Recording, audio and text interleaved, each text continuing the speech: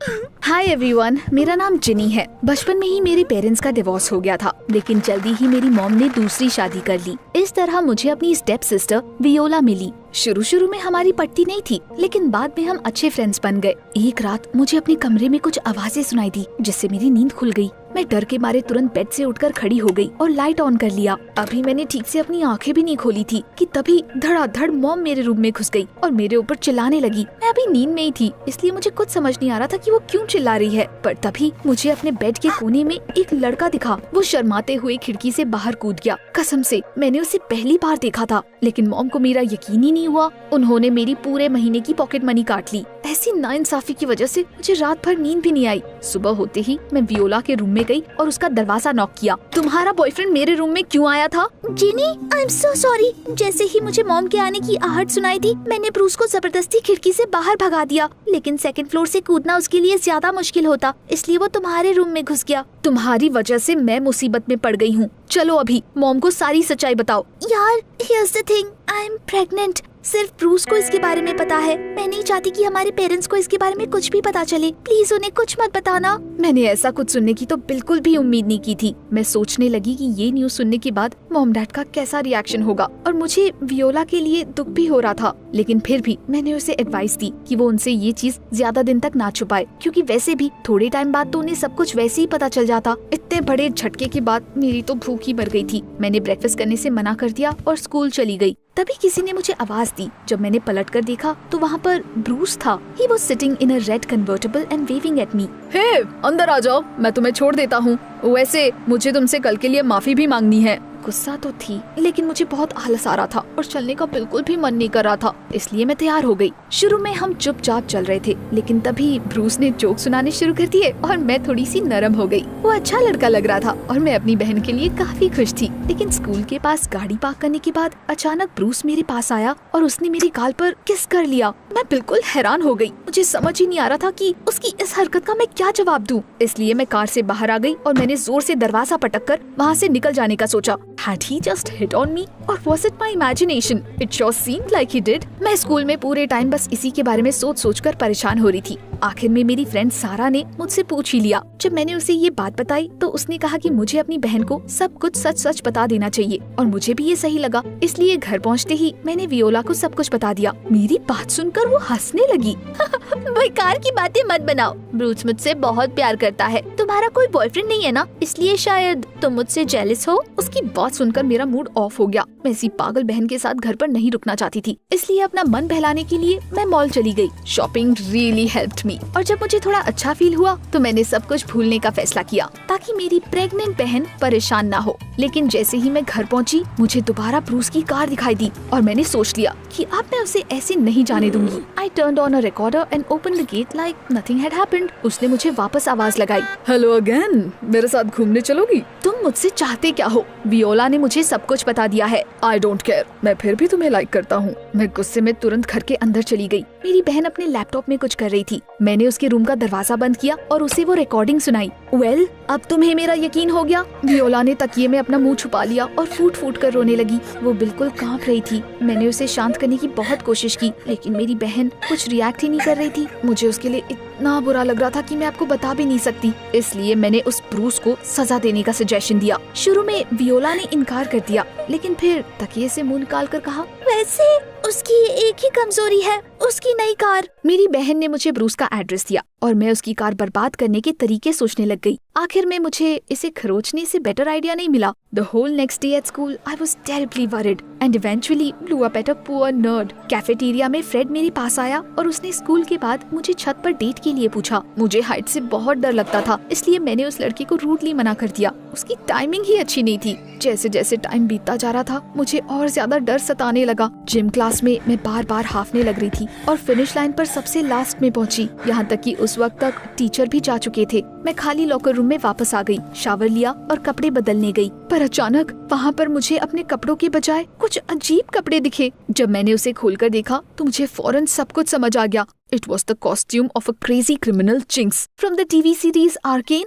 Fred उसका इतना बड़ा फैन था कि उसका पूरा का पूरा दिमाग जिंक्स के फेस वाले बैजेस से ढका हुआ था। मुझे उसी वक्त सब कुछ समझ आ गया। उसी ने मेरे कपड़े चुराए थे और मुझसे बदला लेने के लिए वो कॉस्ट्यूम वहाँ पर रख दिया था। वैसे उसने अच्छा ही किया, क्योंकि इस तरह अगर मैं सर्वेलेंस कैमरा में रिकॉर्ड भी हो जाती तो भी मुझे कोई पहचान नहीं पाता। मैंने कॉस्ट्यूम पहना और ब्रूस के घर की तरफ निकल गई। किस्मत मेरे साथ थी, उसने अपनी कार गेट पर ही छोड़ रखी थी। मैं कोने में जाकर छिप गई और अपने नेल सिजर्स बाहर निकाले, लेकिन तभी मुझे जोर से धमाके की आवाज सुनाई दी। Fireworks exploded in the back seat. गाड़ी से धुआं निकलने लगा। ब्रूस दौड़ता हुआ घर से बाहर आया और अपना सर पकड़कर जमीन पर बैठ गया। मैं पूरी तरह से डर गई। मुझे वहाँ से तुरंत निकलना था। घर की तरफ भागते वक्त मेरा दिल जोर जोर से धड़क रहा था। मैं जल्दी से अपनी बहन को सब कुछ बताना चाहती थी, इसलिए तुरंत उसके रूम में घुस गई।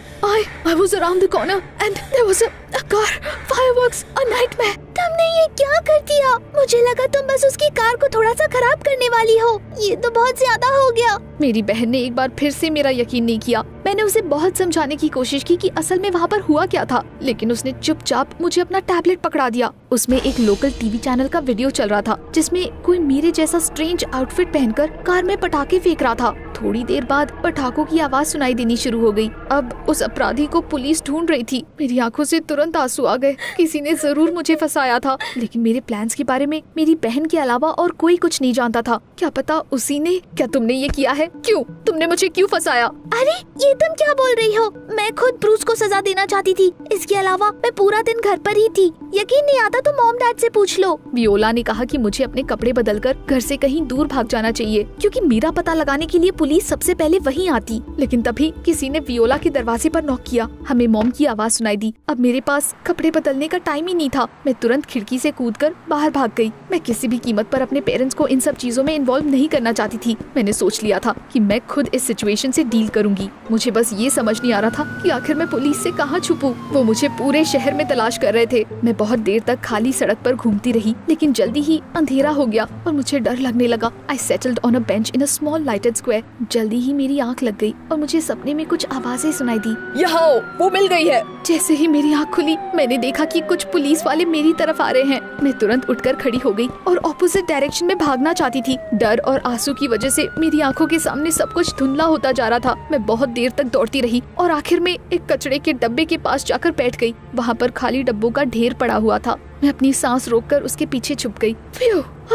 लगता है मैंने उन्हें चकमा दे दिया। अचानक किसी ने मेरे फेस पर लाइट चमकाई। मैंने अपनी आंखें बंद कर ली और अपने हाथों से अपना चेहरा बंद कर लिया। प्लीज सर, मुझे अरेस्ट मत करिए, मैंने कुछ नहीं किया, मैं निर्दोष हूँ। उसके बाद आप यकीन नहीं करेंगे, वो पुलिस वाला अचानक ब्रूस की आवाज में बोल पड़ा। अरे वरी मत करो, मुझे अपना हाथ दो। ब्रूस, ट्रस्ट मी, मैंने तुम्हारी कार को हाथ तक नहीं लगाया, मेरा यकीन करो। जिन्नी, तुम्हारी कोई गलती नहीं है, तुम्हें बस कुछ याद नहीं है। वियोला ने मुझे तुम्हारी एमनीशिया वाली प्रॉब्लम के बारे में सब कुछ बता दिया था। अचानक मुझे लगने लगा जैसे मैं कोई सपना देख रही हूँ। तुम ये क्या बोल रहे हो? कैसी प्रॉब्लम? और फिर ब्रूस ने मुझे कुछ ऐसा बताया जिस पर यकीन करना नामुमकिन था। मैं पुलिस एकेडमी में पढ़ाई करता हूँ। 1 महीने पहले वियोला हमारे यहाँ प्रेप कोर्सेज के लिए आई थी। She wanted to get in so much that she asked me to become her tutor. मैंने कुछ दिन तुम्हारे घर पर ही उसे ट्यूशन दी थी और फिर एक दिन मुझे वॉल्स पर तुम्हारी पिक्चर्स दिखाई दी। तुम मुझे तुरंत पसंद आ गई थी। फिर मैंने तुम्हें खिड़की से देखा तो मुझसे रहा नहीं गया। मैंने वियोला से कहा कि वो मुझे तुमसे इंट्रोड्यूस करवाए, लेकिन उसने कहा कि मुझे तुमसे दूर रहना चाहिए क्योंकि तुम्हें एमनीशिया है, तुम हर चीज भूल जाती हो, यहाँ तक कि तुम्हें एक दिन पहले तक की बात भी याद नहीं रहती। बट समहाउ मैं हमेशा से तुम्हें और जानना चाहता था। उसकी बातें सुनकर हैरानी से मेरी आंखें फटी की फटी रह गई। थोड़ा संभलने के बाद मैंने ब्रूस को शुरू से एंड तक सारी सच्चाई बताई about my sisters pregnancy, my grievances end of course the stupid fireworks. हमें समझ आ गया था कि वियोला ने हम दोनों को धोखा देकर मुझे फंसाया था। अब बस ये पता लगाना था कि उसने ये सब आखिर क्यों किया और असल में ब्रूस की कार किसने बर्बाद की थी। हमने घर के लिए टैक्सी ली। I kicked the door to my sister's room open. वो वहाँ पर आराम से बैठकर अपने नेल्स पेंट कर रही थी, मानो कि कुछ हुआ ही ना हो। मुझे इतना गुस्सा आया कि मैंने वो नेल पेंट की बोतल उठाई और उसके सर पर उलट दी। मुझे इसी वक्त सब कुछ सच सच बताओ और इस बार सच ही बोलना, वरना। वियोला ने सिसकते हुए अपनी आंखें झुका ली और फिर बोलना शुरू किया। एक दिन मैंने मॉम डैड को बातें करते हुए सुना और मुझे पता चला कि वो हम दोनों में से किसी एक को ही कॉलेज भेज सकते हैं। वो अपने पैसे तुम्हें देना चाहते थे क्योंकि तुम हमेशा से पढ़ाई में अच्छी रही थी। उसी वक्त मुझे तुमसे नफरत हो गई थी। तुम्हें पता है,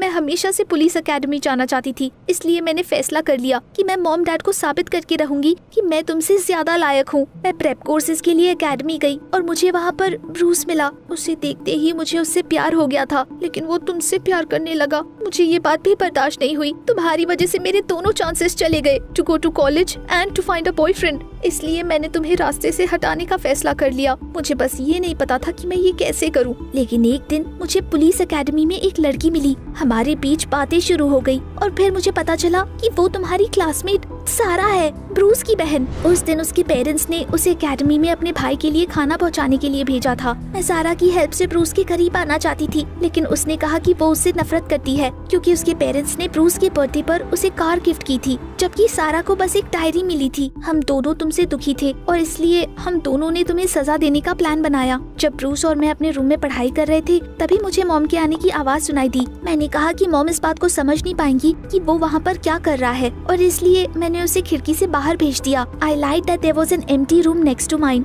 उसके बाद मैंने जानबूझकर मॉम को तुम्हारे रूम में भेज दिया। उन्होंने तुम्हारे बेड पर ब्रूस को देखा और तुम्हें सजा दे दी। उस वक्त मुझे लगा कि मॉम डैड अब स्टडीज के लिए सिर्फ मेरे लिए पे करेंगे, लेकिन उन्होंने बस तुम्हारी पॉकेट मनी ले ली। फिर मैंने सोचा कि मैं तुम्हें किसी बड़ी चीज में फंसा दूंगी। मैंने ब्रूस से झूठ बोला कि तुम्हारा दिमाग ठीक नहीं है, और फिर तुमसे भी अपनी प्रेगनेंसी के बारे में झूठ बोल दिया। जब तुम मेरे लिए दुखी हो रही थी, तब मैंने उसकी कार खराब करने का सजेशन दिया। तुम पूरी तरह से तैयार हो गई थी, but I needed something more than that, कुछ ऐसा जिसकी वजह से तुम लंबे टाइम तक घर पर ना रहो। सारा और मुझे पता था कि उस दिन तुम परेशान होगी, इसलिए उस बेवकूफ फ्रेड को तुम्हें छत पर बुलाने के लिए कहा हमने। हमारा अंदाजा बिल्कुल सही निकला। तुमने उस बेचारे को डांट कर वहाँ से भगा दिया। उसे तो ये तक नहीं पता था कि तुम्हें हाइट से कितना डर लगता है। जिम की क्लास के बाद सारा ने तुम्हारा जिंक्स कॉस्ट्यूम तैयार किया, लेकिन तुम्हें लगा कि वो सब पागल फ्रेड ने किया है, जैसा कि हमने प्लान किया था। वेल, उसके बाद तो सब कुछ इजी था। Sara changed into the exact same Jinx costume, planted fireworks in Bruce's car and set them off while you were hiding behind the fence. तो सारा ने डिटेल में उन्हें तुम्हारा हुलिया बताया। उन्होंने तुम्हें ट्रैक करने के लिए कैमरास का यूज किया, लेकिन मैं नहीं जानती थी